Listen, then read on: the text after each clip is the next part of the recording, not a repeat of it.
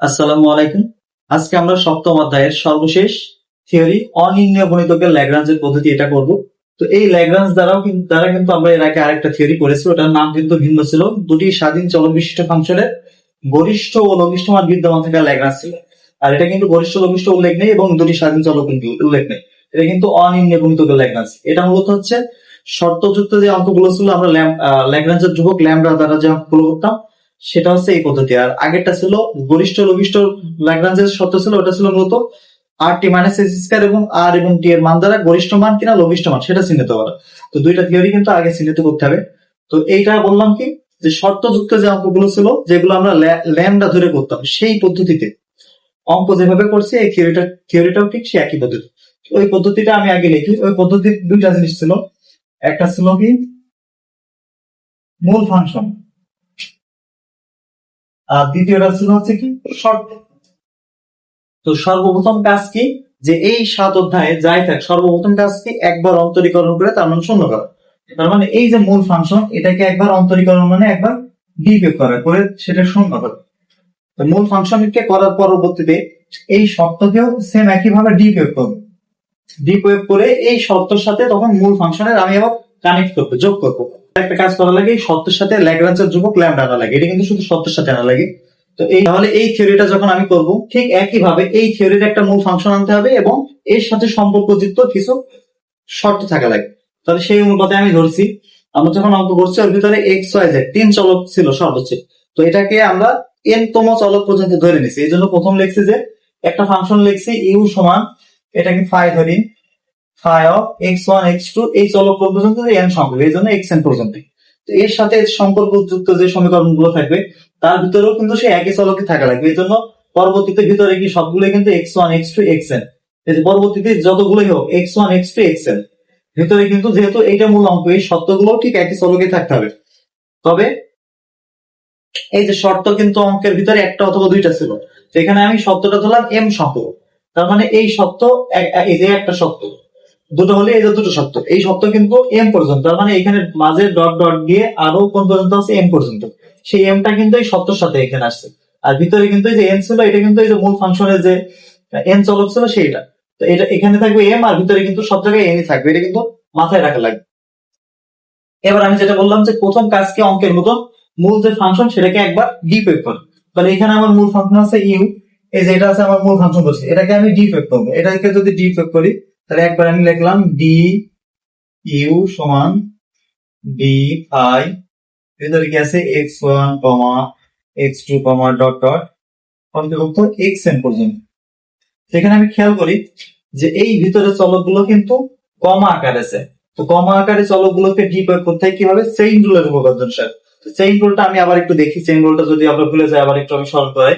Chain রুলটা এমন ছিল, suppose আমি একটা ফাংশন ধরলাম ফাংশন অফ এক্স ওয়াই, এটা কি এক্স ওয়াই ছাড়া অন্য যে কোনো কিছু সাপেক্ষে করবো। তার মানে আমি সাপোজ ধরলাম যে এই এক্স এবং ওয়াই এর ভিতরে পি আছে, সাপোজ ধরলাম এর ভিতরে পি আছে, এক্স এর মানও পি আছে, ওয়াই এর মানও পি। তাহলে এটাকে যদি আমি পি এর সাপেক্ষে কাজ করি তাহলে ডি ঠিক এটা দেখো, পি এর সাপেক্ষে যদি কাজ করি এটাকে কিন্তু চেইন রুল অনুসারে এইভাবে লেখা হয়। এটা খেয়াল করি, এখানে ভিতরে দুইটা অংশ ছিল, একটা এক্স আর একটা ওয়াই। এজন্য প্রথম এক্স এর জন্য একটা অংশ, এবার প্লাস দিয়ে ওয়াই এর জন্য আরেকটা অংশ। যদি এখানে আরো চলক থাকে যে, তাহলে প্লাস দিয়ে কিন্তু আরো এইভাবে চলবে। এগুলোর ক্ষেত্রে আরেকটা জিনিস খেয়াল করি, এখানে কিন্তু ডেরিভেটিভ শুধু ডি, কিন্তু এখানে কিন্তু ডিএল করা হয়েছে। খেয়াল করি এখানে ডি হলো, এখানে ডি। যদি ডি হয় প্রথম দুইটা ডেল, বাকি দুইটা ডি।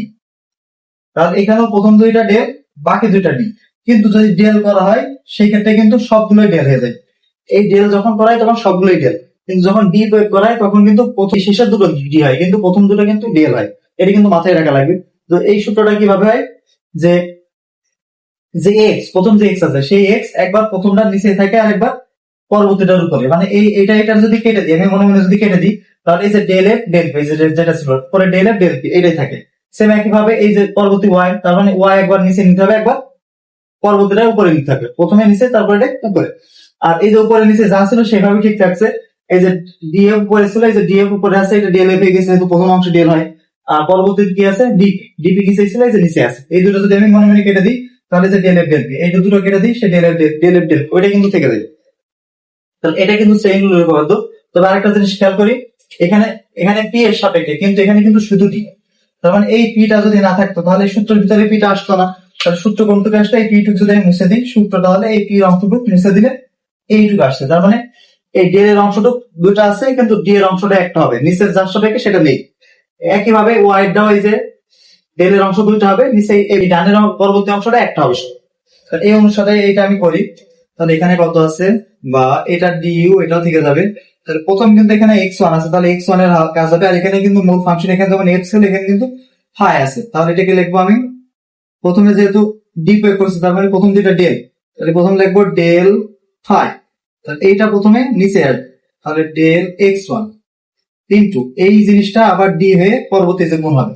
আর নিচের যে ভাগের অংশ এটা কিন্তু নেই, কারণ কার সাপেক্ষে ওটা নেই। x1 গেল, সেম একই ভাবে x2 লিখবো। তো x2 তো মূল ফাংশন এটা ফাই, তাহলে ডেল ফাই ডেল x2, এখানে কত হবে dx2 plus dot dot dot, এটা কোন পর্যন্ত চলবে? এই যে xn পর্যন্ত, তাহলে সর্বশেষ xn টা লিখবে ডেল ফাই ডেল xn, আর এটা হবে dxn। এটার কাজ শেষ। এবার আমি একটু শর্টকাট করি, এর পরবর্তীতে আবার লেখা লাগবে। শর্টকাটটা এইটা করছি যে এই যে আমার মূল ফাংশন ইউ সমান কিন্তু ফাই ছিল, তার মানে ইউ যা ফাই তাই। তো আমি এই যে অঙ্ক যেখানে ফাই আসছে, ফাই গুলো ইউ এবং ফাই যেহেতু সমান, ইউ এর এই ফাই এর জায়গায় ইউ করে দিই। তাহলে এই সবগুলোকে আমি ফাই এর জায়গায় আমি পরবর্তী লাইন, এর পরবর্তী লাইন হবে ফাই এর জায়গায় আমি সবগুলো ইউ করবো। এটা আমি একবারে করে দিলাম।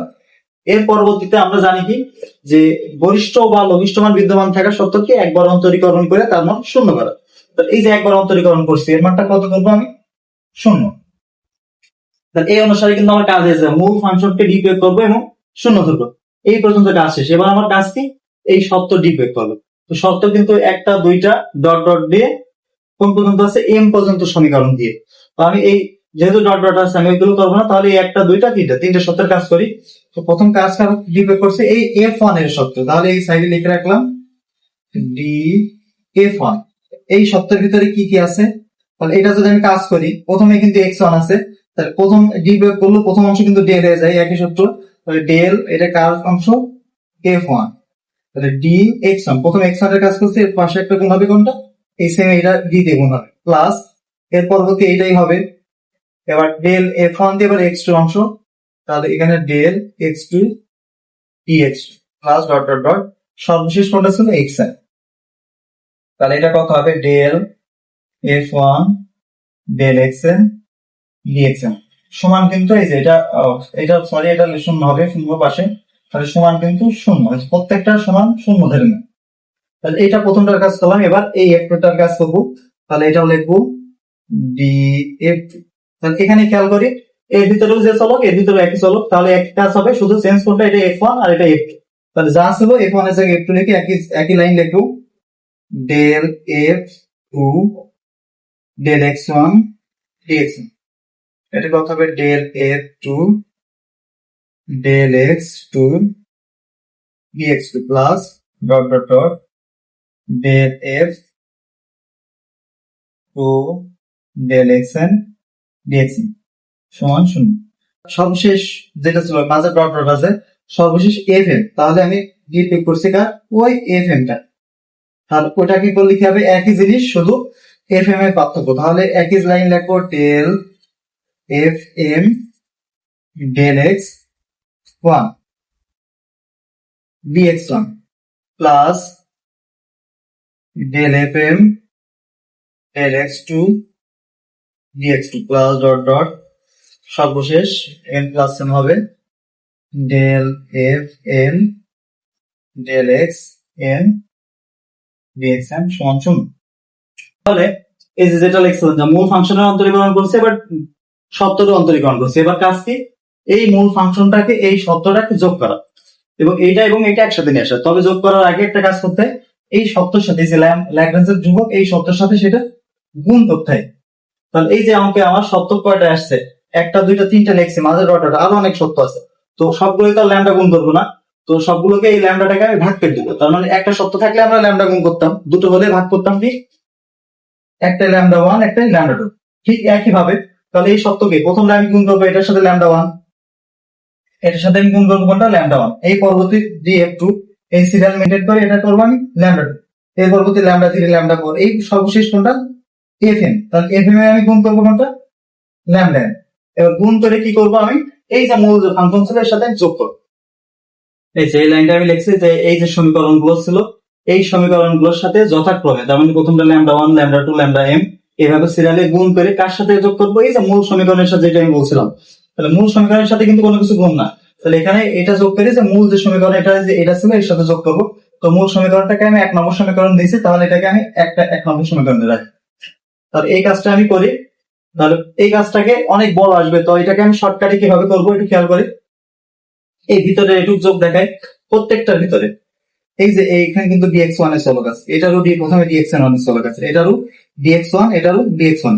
এই dx1 টা আমি কমন নিই, প্রথমটায় যদি আমি dx1 কমন নিই তাহলে কি কি থাকছে, ডেল ইউ ডেল x1 এই যে এটা থাকছে। এবার দ্বিতীয়টায় থাকছে ডেল f1 dx1। তবে এই 2 নম্বর সত্যের এইটার সাথে প্রথমে এই সত্যের সাথে কিন্তু ল্যামডা 1 গুণ, তার মানে এইটার সাথে কিন্তু ল্যামডা 1 গুণ আকারে আছে, সেজন্য যেহেতু যোগ করছি এজন্য যোগ চিহ্ন দিয়ে প্রথম আমি লিখবো গুণ যেটা ল্যামডা 1, আর এটির সাথে আছে কি আর আলাদা করে ডেল f1 ডেল x1। এবার এইটারও dx1 এ যেটা আছে সেটা লিখবো, তবে এটা তো পরবর্তী শর্ত, এটার সাথে কিন্তু ল্যামডা 2 গুণ, তাহলে প্লাস আগে শর্তটা ল্যামডা 2 গুণ করবেনটা লিখলাম, আর এটা কত ছিল ডেল f2 ভাগ del x1 plus dot dot কোনটা লিখলাম এটা লিখেছি এটা লিখেছি এটা লিখেছি, এবার প্লাস এবার ডট ডট, এখানে কিন্তু আরো চলক আছে এজন্য প্লাস ডট ডট।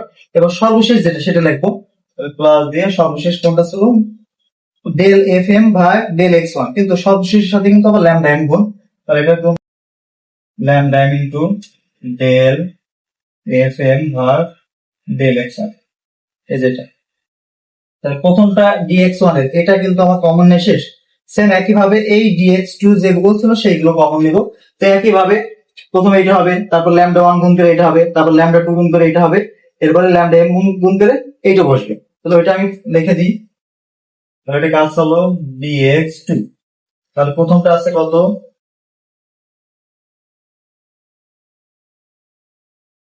এই যে যোগটা আমি পূর্ণাঙ্গ করে দিচ্ছি, এই যে যেটা বলছিলাম যে dx2 চলকগুলো যদি আমি কমন নিই তাহলে যে ডেল ইউ ডেল x2, এই যে প্রথম আছে ডেল ইউ ডেল x2, এর পরবর্তীটাই ল্যামডা 1 গুণ করছি এই জন্য ল্যামডা 1, আর এই যে এই অংশটা ছিল ডেল f1 ডেল x2, এই যে এইভাবে সেম একইভাবে পরবর্তী শেষ পর্যন্ত লিখছি। এর পরবর্তীতে এটা লেখার পরে এই যে প্লাস দিয়ে ডট ডট আছে, তার মানে এর পরবর্তী যে মাঝে চলক এটা ওই জন্য আমি এই যে প্লাস দিয়ে ডট ডট লিখছি। এবং সর্বশেষ কোন চলকটা ছিল এই যে n এর যে চলক x n এর যে চলক, তাহলে ওইটাও সর্বশেষ কমন যাবে।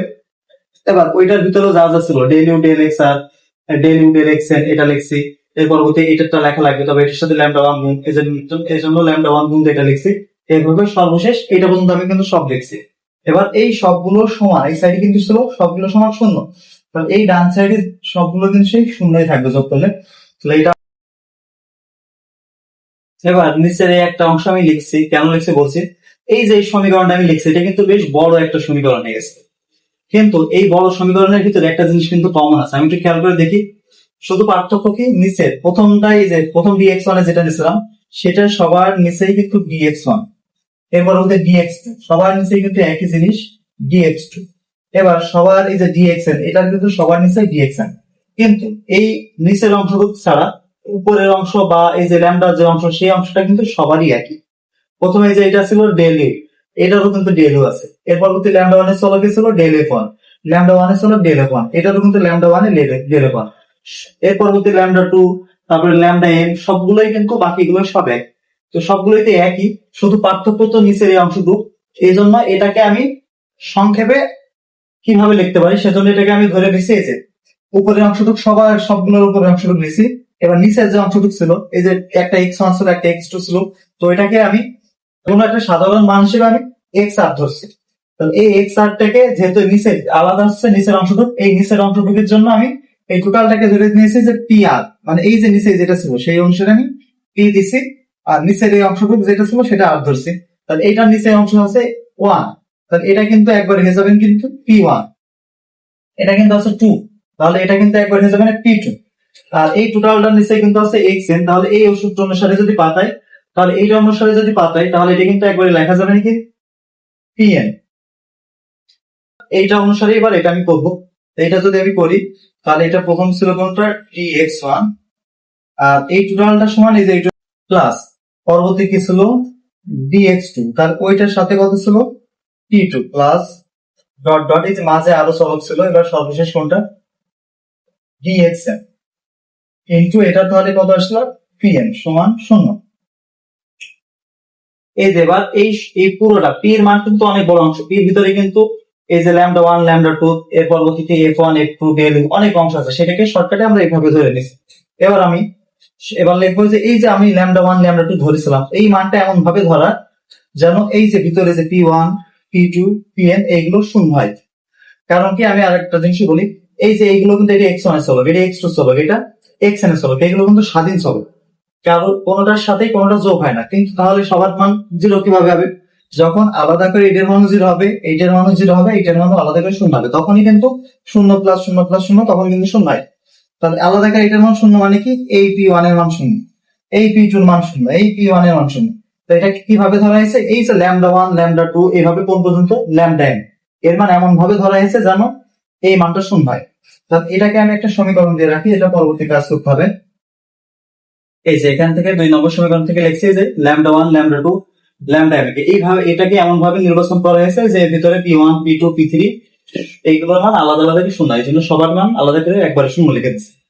এবার এই 2 নম্বর সমীকরণকে আমি কিন্তু এখানে একবার পর্যন্ত অন্তরীকরণ আছে, তো এটাকে আমি আরেকটা অন্তরীকরণ বাড়াই, এটাকে আমি আরো m বার অন্তরীকরণ করি।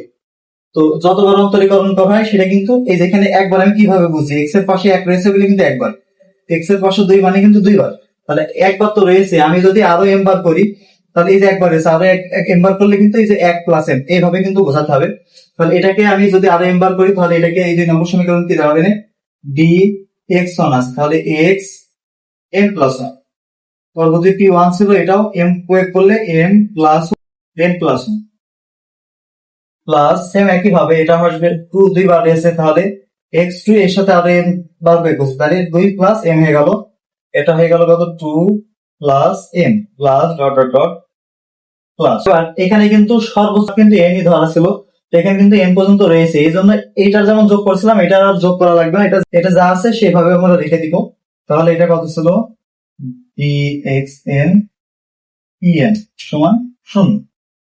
এবার আগে যেটা বলছিলাম এটা কিন্তু x m প্লাস 1 এর চলক, এটা x m প্লাস 2 চলক, এটা x n এর চলক, এইগুলো আলাদা আলাদা স্বাধীন রাশি।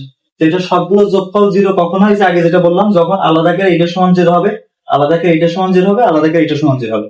আলাদা করে এটাকে সমান 0 মানে আগেরটার মতন এটা সমান 0, এইটার মান 0, এইটার মান 0। তাহলে এটার সেম একই ভাবে আমরা বাংলা লিখবো, সেই লাইনটা লিখছি, যেহেতু এই যে x m প্লাস 1 এর থেকে সর্বশেষ x এই পর্যন্ত সব স্বাধীন চলক, তার মানে সবগুলো লিখবো না, প্রথমটা লিখছি ডট ডট দিয়ে শেষটা লিখছি, এগুলো স্বাধীন চলক। সুতরাং এই যে p এর এইটা সমান 0, এটা সমান 0, সর্বশেষ p এর সমান 0। এবার আমরা যেগুলো সমান 0 পেয়েছি সেগুলো আবার লিখছি, যে এই যে আমরা মূলত গরিষ্ঠ লঘিষ্ঠ মান বের করছি, এই গরিষ্ঠ লঘিষ্ঠ বের করার জন্য প্রয়োজনীয় সমীকরণ কি পেয়েছি? আমরা যে শর্তগুলো ধরছিলাম যে একটা f1 f2 এইভাবে fm পর্যন্ত ধরছিলাম, ওর মানগুলো সবগুলো কিন্তু পাশে শূন্য ছিল, এই জন্য ওই যে প্রয়োজনীয় সমীকরণের ভিতরে যে f1 f2 fn পর্যন্ত এর মান শূন্য। এবং সর্বশেষ আমরা কি পেলাম? এই যে p1 p2 এর পরবর্তী মাঝখানে যদি pm প্লাস 1 যাই করি, সর্বশেষ পাওয়ার কিন্তু n ছিল, তাহলে pm পর্যন্ত এর মানও শূন্য। এই দুটো সমীকরণ কিন্তু আমরা পেয়েছি, এই দুটো সমীকরণ সমাধান করলেই কিন্তু আমরা ফাংশনটির গরিষ্ঠ মান বা লঘিষ্ঠ মান পাবো। তবে এই দুটো সমীকরণের ভিতরে কি কি ছিল সেটা আমরা আবার একটু দেখি।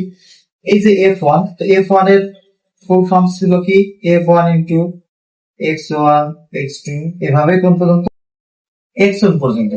এবার এখান থেকে এই যে p1 এটা কিন্তু সে pr এর যে সমীকরণ ছিল সেখান থেকে ধরে নেয়, তো এই p1 এর কিন্তু একটা ফুল ফর্ম ছিল, এই যে p1 p2 এই যে মানগুলো আমরা সংক্ষেপে ধরে নিয়েছিলাম সেটা কিন্তু একটা ফুল ফর্ম ছিল, তো ওর ভিতর থেকে যেকোনো একটা আমি p1 এর যে পূর্ণাঙ্গ মান ছিল সেটাকে আমি লিখছি। তো p1 বের করতে হলে কিন্তু এই টোটাল এই মানটা লাগবে।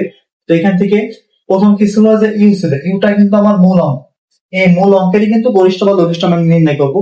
তো এটা নির্ণয় করতে হলে আমার কি কি লাগবে? এই যে প্রথমত ল্যামডা 2 লিখি, যে ল্যামডা 1 ল্যামডা 2 এরপর ল্যামডা 3 এইভাবে চলতে চলতে ল্যামডা n। তাহলে এই ল্যামডা 1 ল্যামডা 2 এই মানগুলো কিন্তু আমার জানা লাগবে প্রথম। এইগুলো বের করার পরবর্তীতে আমার আবার বের করা লাগবে যে f1 f2 এফ এম, কিন্তু এই মানগুলো কিন্তু আমার আগেই দেওয়া রয়েছে যে এই মান সমান শূন্য, এটা কিন্তু আমরা আগেই পেয়েছি, তো এটা বের করা লাগবে না।